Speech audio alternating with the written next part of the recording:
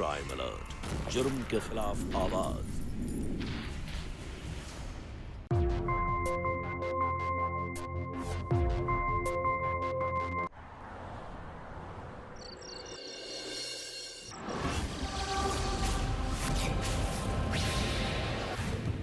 ये मेरा इकलौता बेटा है, आज उसका जन्मदिन था। क्या?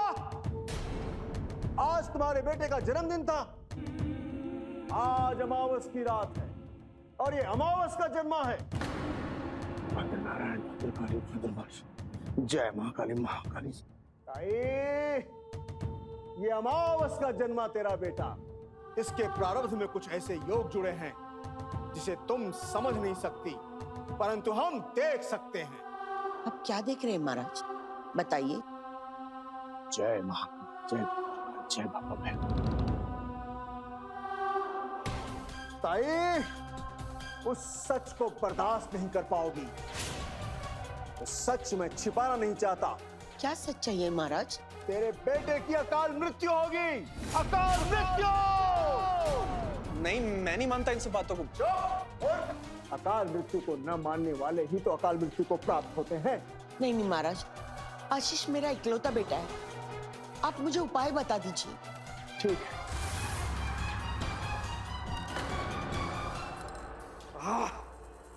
ताई, योग संयोग से मिले ये वियोग, इनके राह बहुत ही कष्टकर होते हैं। मैं कुछ भी करूंगी अपने बेटे के लिए महाराज। उपाय बता महाकाल। ताई, तेरे बेटे को अकाल मृत्यु से बचाने का सिर्फ एक उपाय, एक उपाय। इसके लिए तंत्र साधना के द्वारा किसी और की आयु तेरे बेटे को देनी हो, तब कहीं जाकर तेरे बेटे को अकाल मृत्यु से बचाया जा सकता है। उस तंत्र साधना के लिए एक लड़की की जरूरत होगी और उस लड़की से तेरे बेटे का विवाह होगा। विवाह के पश्चात दोनों के गोत्र एक हो जाएंगे और एक गोत्र होने के नाते उस लड़की की उम्र तेरे बेटे को दी जाएगी। परंतु ध्यान रहे, उस लड़की के कुंडली में तंत्र सिद्धि का योग होना चाहिए। अब ऐसी लड़की कहां ढूंढेंगे, उसे पहचानेंगे कैसे? चिंता न कर, उस लड़की की पहचान मैं बताऊंगा। ओम सहनावतु सहनो भुनक्तु सह वीर्ये करवावहे तेजस्विनावधितमस्तु मा विद्विषावहे। ओम भद्रं कर्णेभिः शृणुयाम देवा भद्रं पश्वाचुभिर्यजत्रा स्थिरैरङ्गे अस्तु अष्टवासस्तनूभिः यशेम देवहितं यदायुः। ओम ह्रीं श्रीं क्लीं चामुण्डाय विषे स्वाहा। ताई, जिस तरह से आपने अपने माथे पे चंद्राकार बिंदी लगा रखी है, ठीक उसी तरह चंद्राकार के लक्षण उस लड़की के गर्दन में होंगे। बस वही लड़की तुझे अकाल मृत्यु से बचा सकती है। समझ गई ताई? ताई, आप जल्द से जल्द उस लड़की की तलाश कीजिए, क्योंकि अगर देर हुई तो आप अपने बेटे को खो बैठेंगी। नहीं नहीं महाराज, ऐसा नहीं होना चाहिए। मैं कुछ भी करके ऐसी लड़की को ढूंढूंगी, बस आप मेरे बेटे की जान बचा लीजिए। जय महाकाल, जय बाबा भैरवनाथ। नागेंद्र हराय त्रिलोचनाय भस्मांगरागाय महेश्वर। पंडित जी, ये आपकी दक्षिणा। कल्याण। गोदावरी, ये सब क्या कर रही हो? ये तंत्र साधना वगैरह सब ठीक नहीं है। मुझे टोकने की कोशिश मत कीजिए। आपको पता नहीं है कि हमारे आशीष की जिंदगी में क्या हो रहा है। पहले तो पढ़ाई में फेल होते रहना, फिर उसकी नौकरी चली जाना, और परसों तो एक्सीडेंट होते होते बच गया। इसीलिए मैंने तांत्रिक महाराज को बुलाया। मैं तुम्हें रोकूंगा नहीं, लेकिन ये तो बता दो कि तुम करना क्या चाहती हो? जल्दी से जल्दी आशीष की शादी।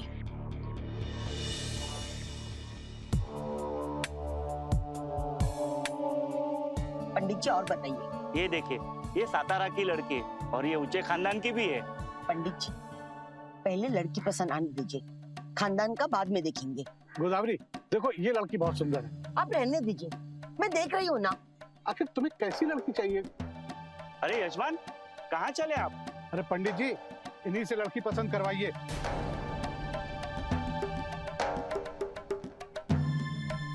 पंडित जी, इसमें से तो कोई लड़की पसंद नहीं है, अब और तस्वीरें लेके आइए।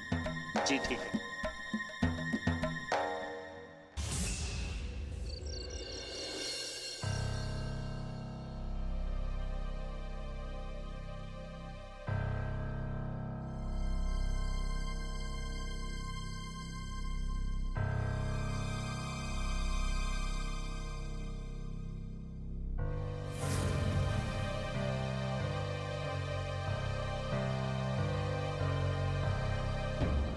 200 से भी ज्यादा फोटो देखी हमने।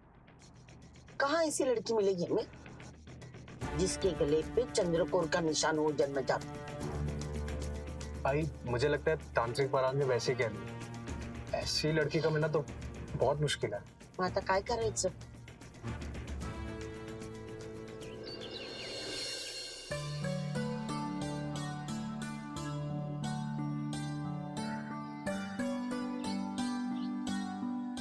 अरे गोदावरी, क्या है? क्यों सुबह से मेरे पीछे पीछे आ रहे हो? आखिर कैसी बहू चाहिए तुम्हें? क्या आसमान की परी चाहिए या जन्नत की हूर चाहिए? इतनी लड़कियां देख चुकी हो लेकिन कोई बहू तुम्हें पसंद ही नहीं आ रही। देखो, मैंने नासिक में एक रिश्ता देख लिया है, कल लड़की को देखने जाना है। समझ गए ना तुम दोनों? मैं समझ गई, लेकिन आप नहीं समझे। आपके बेटे के कुंडली में अकाल मृत्यु का योग है। क्या? तांत्रिक महाराज ने साफ साफ बताया है कि आपके बेटे की कुंडली में अकाल मृत्यु का योग है। सब बकवास है, मैं सब नहीं मानता। आपके मानने न मानने से योग बदल नहीं जाएगा। ये मुसीबत तब टलेगी जब आशीष की शादी किसी खास ग्रह योग में पैदा हुई लड़की के साथ होगी। तांत्रिक ने निशानी भी बता दी है। कैसी निशानी? ऐसे लड़की के साथ आशीष की शादी होनी चाहिए कि जिसके गले पे जन्मजात चंद्रकोर का निशान हो। समझ गए आप? हाँ, लेकिन मैंने तो उन्हें लड़की देखने का वादा कर दिया, जाना तो पड़ेगा ही। सुनो, ऐसा करते हैं, लड़की देखने के बाद उन्हें किसी बहाने से मना कर देते, ठीक है?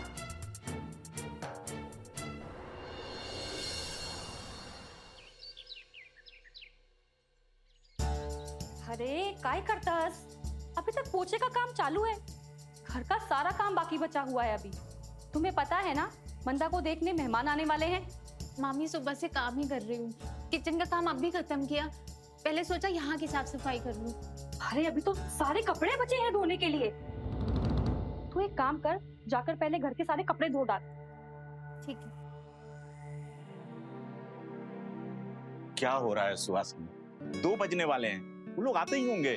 हाँ, मैं वही समझा रही थी सावी को कि मेहमान आते ही होंगे, तू उनके आने से पहले घर का सारा काम खत्म कर ले।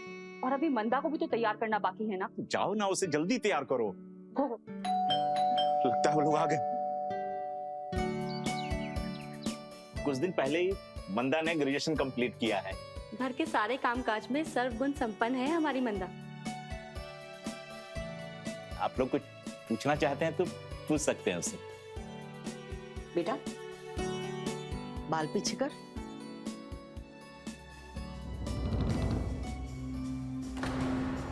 वो बाजू क्यों पे?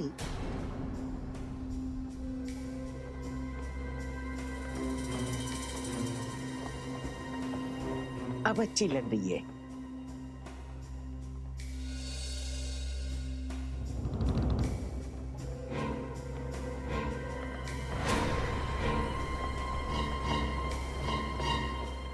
रुक तो बेटा।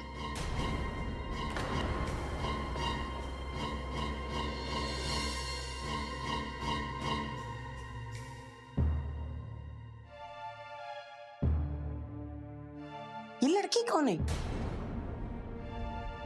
हमारी भांजी शाबी है, अनाथ है बेचारी। दीदी जीजा जी की मौत के बाद ये हमारे साथ ही रह रही है। मना करने के बावजूद भी ये घर का छोटा मोटा काम करती ही रहती है। अब देखिए ना, इस वक्त क्या जरूरत है कपड़े लेके जाने की। हमें हमारे बेटे के लिए ऐसी लड़की चाहिए जो अच्छे से घर गृहस्थी संभाल सके। भाई साहब, मैं भी यही कहने वाला था कि हमारे घर के लिए यही लड़की चाहिए। ये आप लोग क्या कह रहे हैं? भाई ये कैसी बातें कर रहे हैं आप? हमें पहले अपनी बेटी की शादी करनी है। इसकी शादी का हम खर्चा नहीं उठा पाएंगे। कोई बात नहीं, अब बिल्कुल चिंता मत कीजिए। हम मंदिर में शादी कराएंगे और विदाई के कपड़े भी हम ही भेजेंगे। अब तो आपको कोई चिंता नहीं है ना? ठीक है, वैसे भी इसकी शादी हमें ही करनी थी, जैसी आप लोगों की मर्जी। अरे मंदा,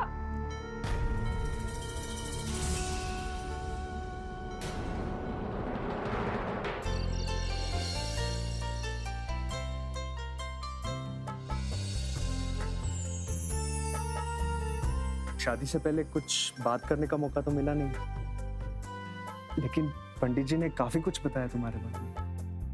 माझ्याबद्दल? वो कैसे?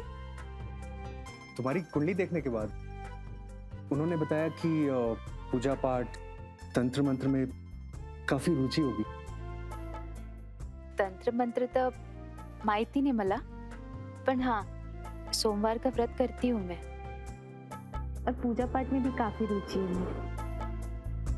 और क्या बताया पंडित जी ने? तुम्हारे ग्रह कुछ ठीक नहीं।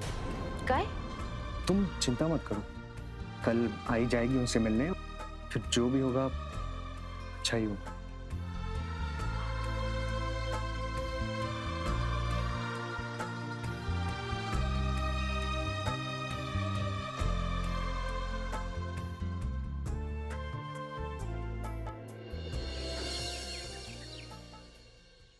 विश्वासम फलदायकम, जिन्हें विश्वास होता है उन्हें ही फल की प्राप्ति होती है, क्योंकि विश्वास ही धर्म का विज्ञान है।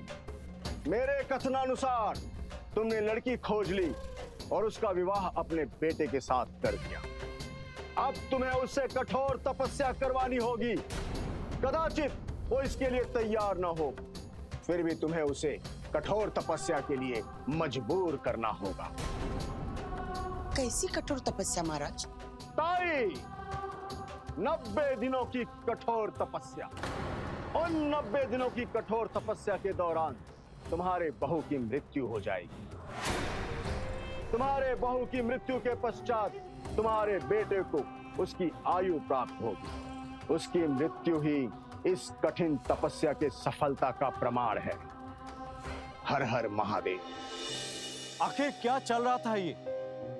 21वीं सदी में अंधविश्वास की ये बातें हैरान कर देने वाली है।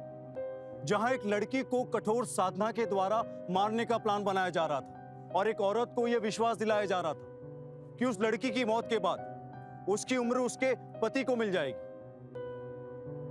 नमस्कार, मैं गिरीश जैन। स्वागत है आप सबका क्राइम अलर्ट के आज के इस नए दिल दहला देने वाले एपिसोड में। दोस्तों, अंधविश्वास ने हमारे समाज में अपनी जड़ें इस कदर जमा रखी है कि सिर्फ अनपढ़ ही नहीं बल्कि संभ्रांत और पढ़े लिखे लोग भी इसके झांसे में आ जाते हैं, और इसके बाद जो कुछ होता है वो हमारे समाज के लिए एक सवालिया निशान खड़ा कर जाता है कि हमारी सोच आज भी किस दिशा में जा रही है। एक मासूम जो दुल्हन बनकर आई थी इस घर में, उसके मौत की तैयारी हो रही थी इस तरफ। आगे क्या हुआ, आइए देखते। तू मुझे मना करेगी? सास तू है या मैं? खड़े हो जा आशीष। मैं नहीं कर सकती। 90 दिनों तक मैं ये सब कैसे करूंगी? तुझे साधना करनी होगी और हमारी हर बात माननी भी होगी, समझी? क्यों जिद कर रही हो तुम इतना? देखो, इस घर में आज तक वही होता है जो आई चाहती है। सिर्फ 90 दिन की तो बात है। मैं नहीं कर सकती। 90 दिनों तक मैं ये सब कैसे करूंगी? तुझसे होगा भी और तू करेगी भी। देखती हूँ कब तक मना करती है। मैं नहीं कर सकती। आशीष, इसका खाना पीना सब बंद कर दो। इसकी मामा को फोन करो और बुला लो, वहीं से समझाएंगे।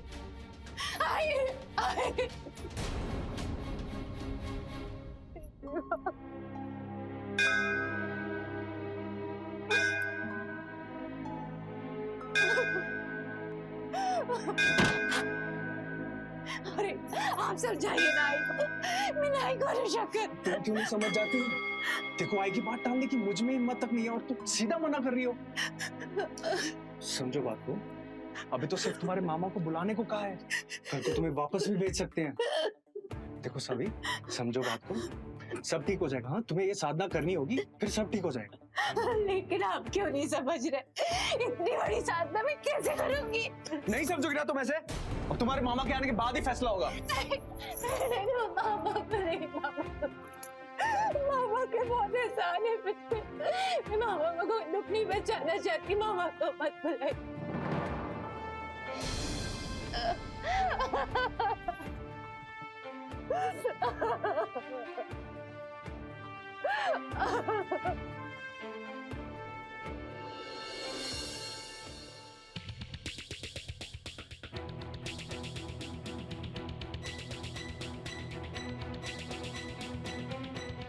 लो, आ गए लोग।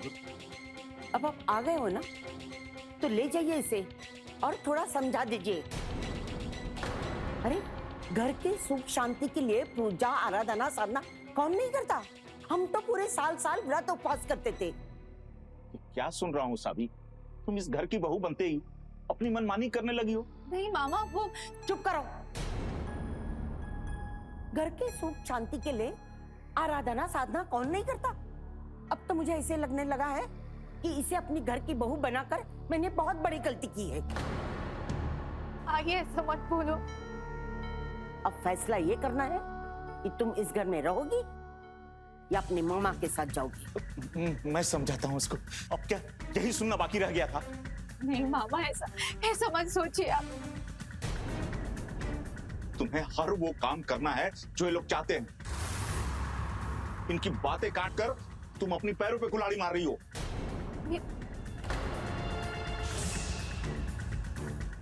मैं निकलता हूं, मुझे शाम तक घर पहुंचना। नमस्ते। मामा मेरी बात।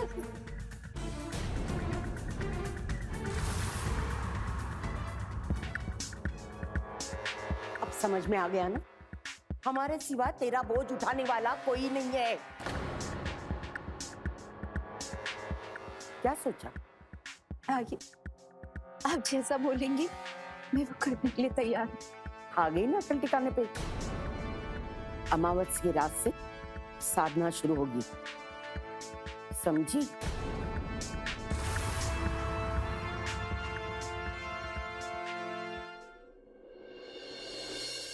मैं आज अमावस की रात इस संकल्प लेती हूँ कि यह 90 दिवस की तंत्र साधना में आरंभ कर रही हूँ। मैं आज अमावस्या की रात को ये संकल्प करती हूँ कि मैं इस साधना को हर हाल में सफल करूंगी। मैं मृत्यु और जीवन को भूलकर हर तरह की विघ्न बाधा को सहकर 90 दिनों की यह साधना संपूर्ण करूंगी। मैं जीवन मृत्यु को भूलकर ये तंत्र साधना आज शुरू कर रही हूँ, जिसे मैं बीच में नहीं छोड़ूंगी। शाबाश, बहुत बढ़िया। अब संकल्प पूरा हुआ। अब मैं इस तंत्र साधना के बारे में तुम्हें विस्तार से बताता हूँ। प्रत्येक माह 2 पक्ष होते हैं, कृष्ण पक्ष, शुक्ल पक्ष। कृष्ण पक्ष में चंद्रमा का आकार दिन प्रतिदिन निरंतर घटता जाता है और 15 दिन के पश्चात अमावस की रात को चंद्रमा पूरी तरह से लुप्त हो जाता है। उसके पश्चात चंद्रमा का आकार शुक्ल पक्ष में दिन प्रतिदिन निरंतर बढ़ता जाता है और 15वें दिन पूर्णिमा की रात को संपूर्ण चंद्रमा नजर आता है। इसे पक्ष साधना कहते हैं। चंद्रमा के घटते बढ़ते आकार के साथ साथ तुम्हें अपने भोजन के निवाले को भी घटाना और बढ़ाना है और यह पक्ष साधना 3 महीने तक चलेगी, पूरे 90 दिनों तक। जैसे आज अमावस है, अमावस के दिन तुम कुछ नहीं खाओ, कल एकम को 1 निवाला, द्वितीया को 2, अष्टमी को 8, द्वादशी को 12 और चतुर्दशी को अपने भोजन में 14 निवाले ग्रहण करोगी। उसके पश्चात आने वाली पूर्णिमा को तुम पूरे 15 निवाले खाओ। पूर्णिमा के बाद जब कृष्ण पक्ष आए तो उसमें एकम को 14 निवाले खाओगी, द्वितीया को 13 निवाले और निरंतर 12, 11, 6, 2, 1 और आने वाली अमावस को 1 भी निवाला ग्रहण नहीं करोगी। और इस दौरान तुम्हें एक मंत्र का जाप करना है। ध्यान रहे, उस मंत्रोच्चार के जाप में किसी भी तरह की भूल नहीं होनी चाहिए। और वो मंत्र है अहम स्वायुः अहम सुहागाय समर्पयामि। हेलो बेटी मां, बेटी भगवान भोलेनाथ की कृपा से 90 दिनों में जब यह साधना संपन्न होगी तो सबसे अधिक खुशहाल तुम होगी।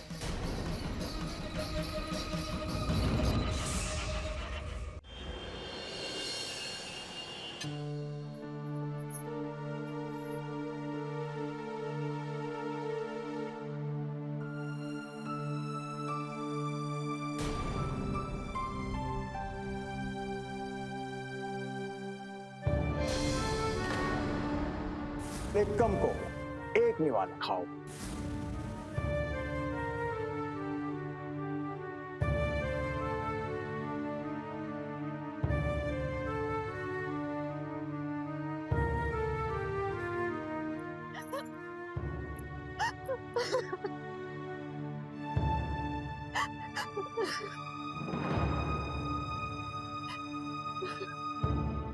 आंसू क्यों बहा रही? शाम को खाना तो मिलेगा ना? भूख से मर तो नहीं जाएगी ना? काम करने की कोई जरूरत नहीं है, मैं कर लूंगी। तू सिर्फ साधना पे ध्यान दे।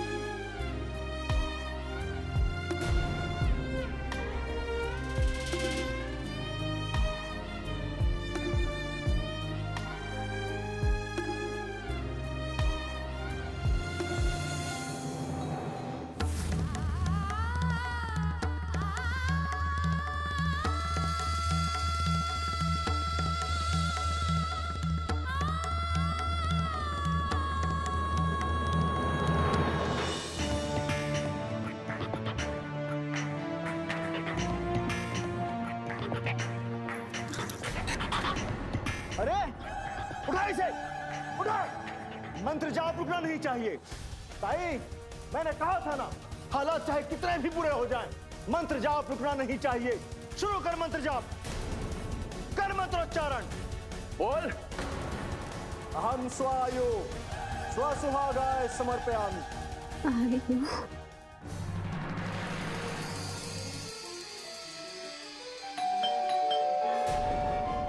इस वक्त कौन हो सकता है?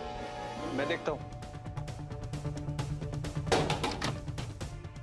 आप लोग इस वक्त कहाँ जा लो? ये आधी रात को हो क्या रहा है आपके घर में? पूरे मोहल्ले में धुआं धुआं फैला रखा है। अरे हमें अगर अपने घर पूजा पाठ करना आपसे पूछ के करेंगे क्या? अरे पूजा पाठ हम लोग भी करते हैं, लेकिन दिन में। ये आधी रात को कौन सी ऐसी पूजा करते हो आप लोग? और वो भी पूर्णिमा और अमावस की रात को। इससे आप लोगों को क्या परेशानी है भाई? क्या हम भी आपके इस पूजा पाठ में शामिल हो सकते हैं? क्या हम देख सकते हैं कि ऐसे कौन सी पूजा पाठ चालू है? देखिए आप लोग गलत कर रहे हैं, बेहतर होगा चले जाइए वरना क्या कर लोगे यहाँ? चलो चलो, ये लोग मानने वाले नहीं है। पता नहीं कौन सा टोना टोटका कर रहे हैं। न जाने यार कौन सी तांत्रिक किया करने में लगे हुए हैं ये लोग। चलो, जाइए। लग गया ना ठीक से? चल उस खिड़की पे भी लगाते हैं। पता नहीं कैसे पड़ोसी है, झांक झांक कर देखते होंगे। लगा दे वहां पे।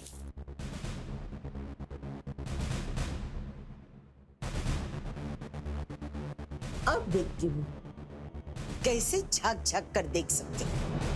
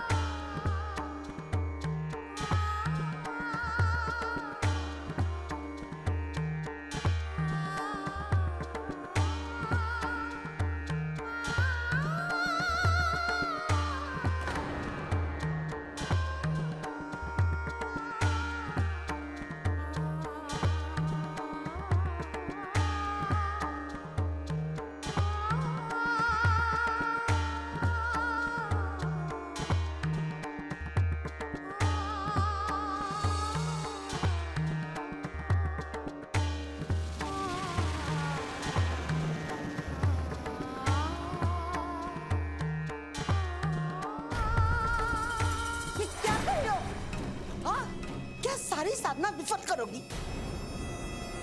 आशीष, आशीष, इसके कमरे में केले कहां से आए? मैं गलती इसके कमरे में एक बूंद पानी या खाने का एक निवाला तक होना नहीं चाहिए, समझा? हुआ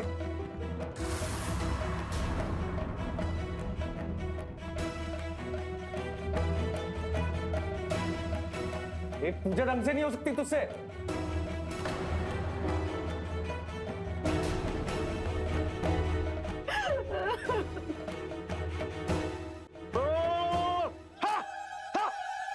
मुझे साफ साफ दिखाई दे रहा है तेरी बहू की साधना धीरे धीरे सफल हो रही है। तेरे बेटे के सर पे जो अकाल मृत्यु के बादल हैं वो भी धीरे धीरे छट रहे हैं। महाराज 2 महीने तो हो चुके हैं, अब इतना देखना है कि 3 महीने होते ही उसकी मृत्यु हो जाएगी या नहीं। ताई, शक की कोई गुंजाइश नहीं होनी चाहिए। यदि 90 दिनों के भीतर बहू की मृत्यु नहीं हुई तो 90 दिन की अवधि और बढ़ानी होगी, उसे मरना ही होगा। तब जाकर तेरे बेटे के सर पे जो अकाल मृत्यु की छाया है वो खत्म होगी। और हाँ, मैंने आपसे कहा था ना, उसके निवाले छोटे छोटे कर दे। ऐसा ही कर रही हूँ महाराज। ये ले, खा ले, उठ, ओ खा ले। इसके छोटे छोटे 14 निवाले बना के खा लेना। साधना का मतलब ये नहीं कि बड़े बड़े निवाले बनाकर खाओ और पेट भर लो। मैंने उसका निवाला छोटा तो कर दिया है, बस अब ये देख लीजिए कि उसकी साधना पूरी हो रही है या नहीं। ये लीजिए। विश्वासम फलदायकम, विश्वास है तो फल की अवश्य प्राप्ति होगी। जय महाकाल। हमें अगर कोई व्रत उपवास करना हो तो भी हम उसके बारे में तमाम लोगों से पूछते हैं, सही जानकारी इकट्ठा करते हैं, लेकिन अंधविश्वास का जाल बुनने वाले ऐसा जाल बुनते हैं कि इंसान उसमें फंसकर रह जाता है। वो इस बात की सच्चाई को जानने की कोशिश तक नहीं करता कि क्या सच में ऐसी कोई साधना होती भी है। यहां साधना और अंधविश्वास के नाम पर लालच का खेल ही नहीं खेला जा रहा था, बल्कि मौत का सौदा हो रहा था, वो भी समाज से छिपकर। दोस्तों, एक बात हमेशा याद रखिए, वो काम जो समाज से छिपकर करना पड़े वो कभी सही नहीं हो सकता। साधना के नाम पर यह खेल चलते काफी वक्त गुजर चुका था और सावी की हालत दिन ब दिन बिगड़ती ही जा रही थी। वो मौत के करीब पहुंच चुकी थी। वो जिंदा तो थी, लेकिन एक लाश की तरह। और इसी बीच एक नई बात हुई। नमस्कार बाबू। नमस्कार। आप यशवंत के समधी हैं ना? हाँ, ऐसा ही समझिए। मेरी भांजी की शादी उनके बेटे आशीष के साथ हुई है। कैसे हैं वो लोग? अरे किसे पता कैसे हैं, किसी से संबंध थोड़ी है। दरवाजा छोड़िए, खिड़कियां तक कभी नहीं खुलती। क्या? हाँ, आपकी भांजी को बाहर निकलते हुए किसी ने देखा तक नहीं। बस यशवंत बाहर जाते हैं काम पे और आते हैं। समझ पाना मुश्किल हो गया है कि कौन जिंदा है कौन मर गया। कभी तो जाकर के अपनी भांजी की खोज खबर ही ले लीजिए। चलता हूं भाऊ।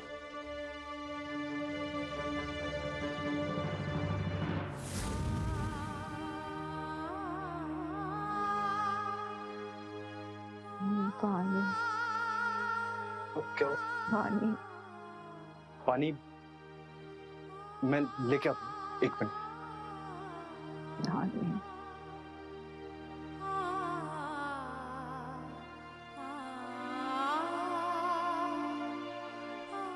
आराम से। दिमाग खराब हो गया तेरा? हाँ? कैसे पानी पिला रहा है? जितना तांत्रिक महाराज ने बताया ना, उतना ही पानी उसे दिया जाएगा। मैं साधना पूरी होने का यहाँ इंतजार कर रही हूँ, दिन गिन रही हूँ, और तू है कि उसे पानी पिला रहा है। निकल जा यहाँ से।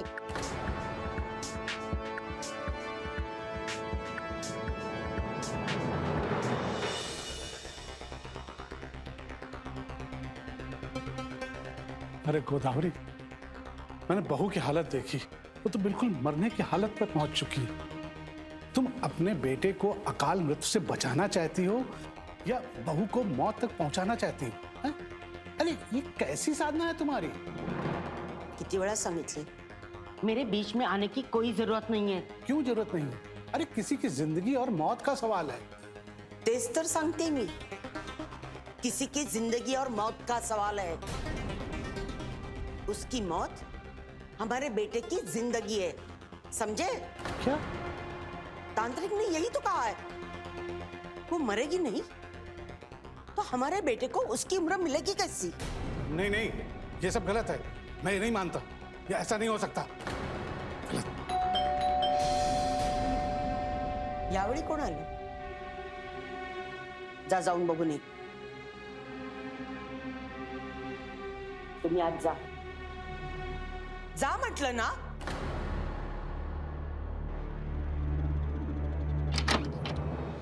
अरे मामा जी, आप इस वक्त? सावी कहाँ है? सावी कमरे में है, आप बाद में आइएगा। वो मेरी भांजी है, वो मैं उनसे मिलूंगा। अरे कहाँ जा? सुनिए, आप बाद में आइएगा। मेरी बीवी है, मैं बोल रहा हूँ आप नहीं मिल सकते। बाद में मिलाइए आप सावी को। नहीं मिल सकते, आप जाइए यहाँ से। कहा ना निकल जाओ यहाँ से, कहा ना निकल जाओ। आप लोग अच्छा नहीं कर रहे हैं। हाँ ठीक है, मैं आप लोगों को सबक सिखा के रहूंगा। हाँ ठीक है।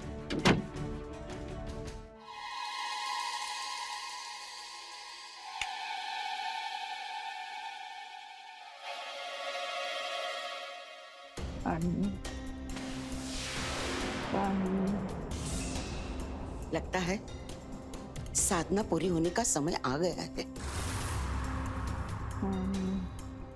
लेकिन तांत्रिक महाराज तो कह रहे थे कि साधना तो कब की पूरी हो जानी चाहिए थी। फिर ये जिंदा कैसे है? पता नहीं, इसकी जब छुट्टी क्यों नहीं?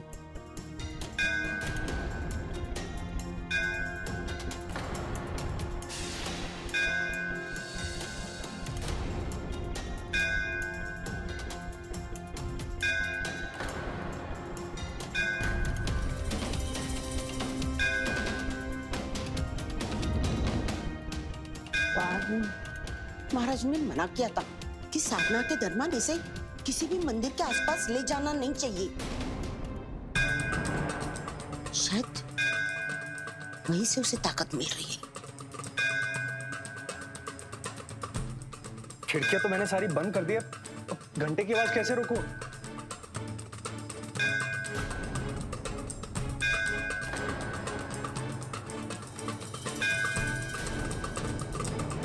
आइए आइए इंस्पेक्टर साहब, आइए। ये देखिए दरवाजे खिड़की अभी भी बंद है।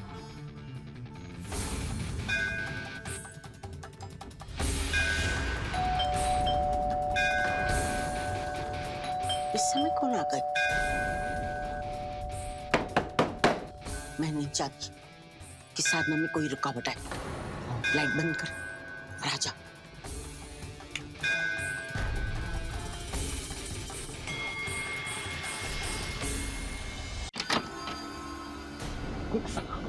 पुलिस, आप इनकी भांजी सावी कहाँ है? इंस्पेक्टर साहब, मुझे तो डर है कि इन लोगों ने मेरी सावी को मार दिया। नहीं ऐसा नहीं है। इनकी भांजी सावी कहाँ है? इंस्पेक्टर साहब, वो अपने कमरे में है। दरअसल उसकी तबीयत खराब है। हाँ, ये लोग झूठ बोल रहे हैं इंस्पेक्टर साहब, आप चेक कीजिए। ये लोग मुझसे मिलने नहीं दे रहे हैं उसको। ठीक है, चलिए आप चलिए। चलो देखते हैं कहाँ है सावी। अब कहाँ जा रहे हो? क्यों आप घूमने चुप जाते? रहिए। सावी का रूम कहाँ है? ऊपर है। चलिए। ये क्या कर रहे हैं?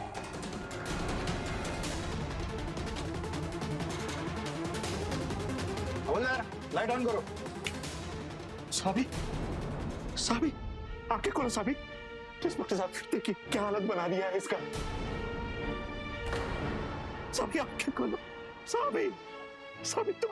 हवलदार, एम्बुलेंस बुलाओ।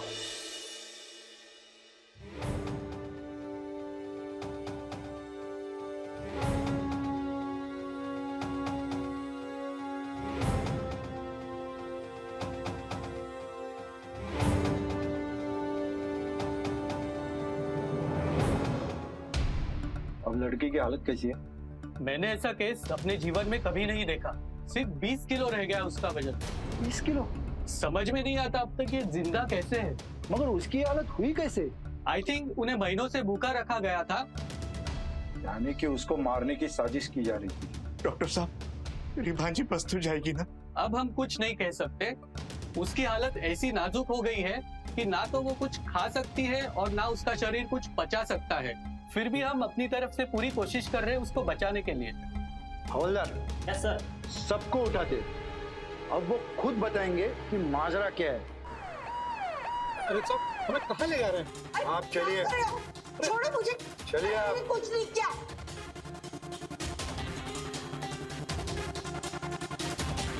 अरे तांत्रिक, मैंने किसी का क्या बिगाड़ा? मुझे क्यों पकड़ रहे हो? चल पुलिस स्टेशन। अरे हाँ? मैंने किसी का कुछ नहीं बिगाड़ा। चल। अरे श्राप दे दूंगा, मुझे क्यों पकड़ ले जा रहे हो? देखिए साहब, आपको कुछ गलतफहमी हो रही है। गलतफहमी? सावी की जो हालत हुई है ना, उससे बदतर तेरी हालत करके रख दूंगा। उस लड़की को मारकर उसकी जिंदगी इस लड़के को देना चाहते थे। मुझे दिला सकते हो किसी की उम्र? बोल, दिला सकता है? सच बताना, क्या चल रहा था? वाकई पेट का सवाल है साहब। पैसे कमाने के लिए अंधविश्वास का भय लोगों के मन में बिठाना पड़ता है, नहीं तो इतनी आसानी से कोई पैसा नहीं देता। पैसा कमाने के लिए उस लड़की की जान लेना चाहता था तू? साहब, उस लड़की की मौत के बाद इन लोग को पूरा विश्वास हो जाता कि उसकी आयु इनके बेटे को मिल गई और इनके बेटे की अकाल मृत्यु टल गई। इनके विश्वास के बाद मैं पूरी जिंदगी इन लोगों को ब्लैकमेल करता और इनसे पैसे ऐंठता रहता, इसलिए मैंने ये सब किया। इंस्पेक्टर साहब, इसने ही हमसे कहा था आधी चांद वाली लड़की ढूंढने के लिए। बोला था साहब, वो मैं नासिक गया था, वहाँ गजानन भाऊ से मिलने। मैंने उनकी भांजी को देखा और उसके गले में चंद्राकार आकृति थी। बस मैंने अपने दिमाग में एक चाल चली और मैंने आके इन लोगों को बताया कि अगर तुम लोग अपने बेटे की अकाल मृत्यु को टालना चाहते हो तो किसी लड़की को ढूंढो जिसके गले में चंद्राकार की आकृति हो। ये लोग ढूंढ कर ले आए। कठिन तपस्या के बाद वो मर जाती, तो उसकी आयु के बेटे को लग जाती थी, बस इतना ही। चाल तो बहुत मजबूत बिछाया था, लेकिन अब पूरी जिंदगी जेल में कटेगी। वहां बैठकर करना अपनी तंत्र साधना।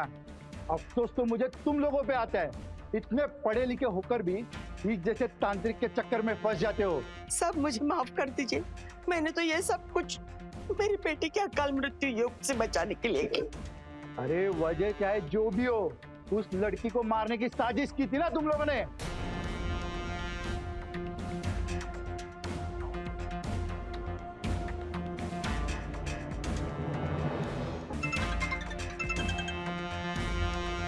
हेलो, हाँ डॉक्टर।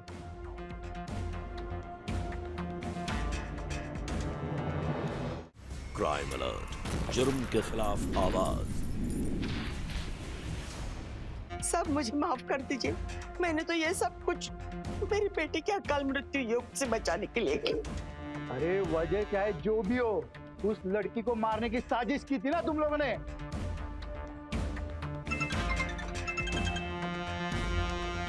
हेलो, हाँ डॉक्टर।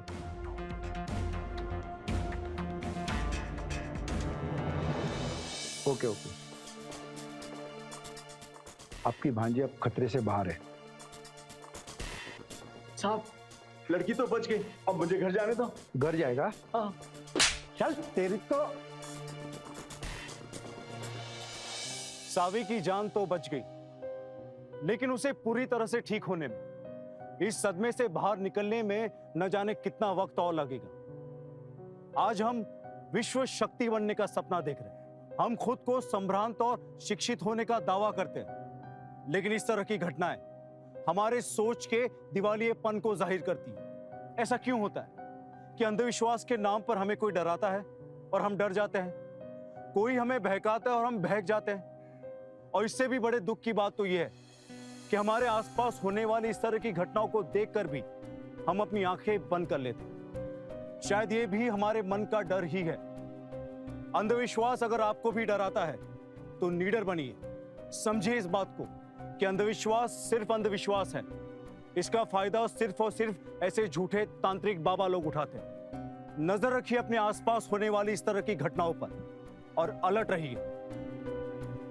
इसी के साथ मैं गिरीश जैन क्राइम अलर्ट के इस एपिसोड में आपसे विदा लेता हूं।